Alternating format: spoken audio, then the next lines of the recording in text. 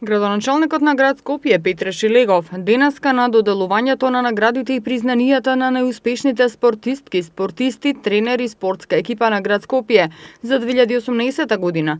му го врачи признанието на најуспешниот спортист за 2018 година, пливачот Евгений Попацев.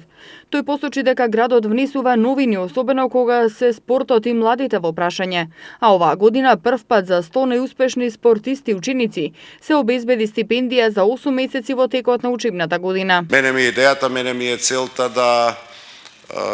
оноку колку што скромно може градот го подпомогне развојот на спортот од една страна, од друга страна кај младите генерации да направиме едни навики на поздрав живот, на спортска култура, така што очекувам дека тоа, ако денеска вложуваме за 10 години, ќе ни се врати со несомнени успеси какви што нашиве екипи, особено скопските, знаат да ги манифестираат што на државно, што на регионално